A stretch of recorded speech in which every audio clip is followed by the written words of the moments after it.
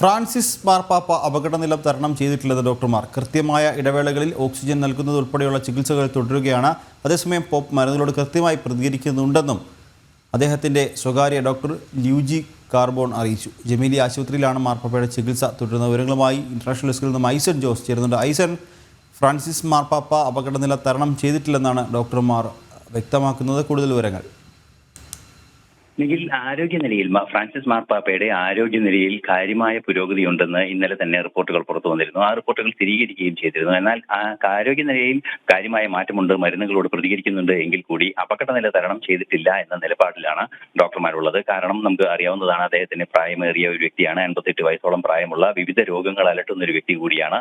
മാത്രമല്ല അദ്ദേഹത്തിന്റെ ശ്വാസകോശത്തിന് സ്ഥിരമായ ചില പ്രശ്നങ്ങളെല്ലാം തന്നെ നേരത്തെ ചെറുപ്പത്തിൽ തന്നെ ഉള്ളതും കൊണ്ട് ഉടൻ തന്നെ അദ്ദേഹത്തെ ആശുപത്രിയിൽ നിന്നും വിടുതൽ ചെയ്യുന്നതിനുള്ള സാഹചര്യമില്ല എന്ന നിലപാടാണ് ഇപ്പോൾ ഡോക്ടർമാർ അറിയിച്ചിരിക്കുന്നത്. നമുക്കറിയാവുന്നതാണ്, അദ്ദേഹത്തിന്റെ 2 ശ്വാസകോശങ്ങളിലും കടുത്ത ന്യൂമോണിയ ബാധയെ തുടർന്ന് ഫെബ്രുവരി 14 അദ്ദേഹത്തെ ആശുപത്രിയിൽ പ്രവേശിപ്പിച്ചത്. ആശുപത്രിയിൽ പ്രവേശിപ്പിച്ചതിന് ശേഷം അദ്ദേഹത്തിന്റെ ആരോഗ്യനില കൃത്യമായി പുരോഗതിയുണ്ട് എന്നും അറിയിച്ചിരുന്നു. ആന്റിബയോട്ടിക്കുകളുടെ ഒരു ചികിത്സാ സംവിധാനങ്ങളെല്ലാം തന്നെ ആരംഭിക്കുകയും ചെയ്തിരുന്നു.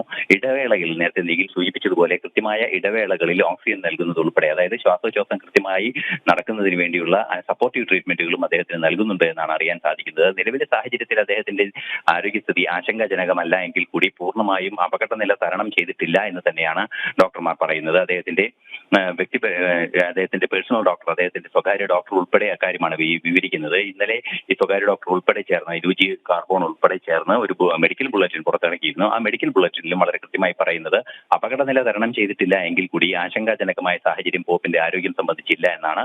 മരുന്നുകളോട് പ്രതികരിക്കുന്നുണ്ട്, അതുപോലെ തന്നെ സംസാരിക്കാനും അത്യാവശ്യം സംസാരിക്കാനും കാര്യങ്ങൾ ചെയ്യാനും എല്ലാം തന്നെ അദ്ദേഹത്തിന് സാധിക്കുന്നുണ്ട്. പൂർണ്ണ വിശ്രമത്തിലാണ് എങ്കിൽ കൂടി ഇടയ്ക്ക് എണീറ്റ് ചക്രകസേരയിൽ ഇരുന്ന് മുറിയിൽ തന്നെ ചെറിയ രീതിയിൽ സഞ്ചരിക്കാനൊക്കെ അദ്ദേഹത്തിന് സാധിക്കുന്നുണ്ട് എന്നത് പ്രതീക്ഷാ നിർഭരമാണെന്നും ഡോക്ടർമാർ പറയുന്നുണ്ട്. നിഖിൽ.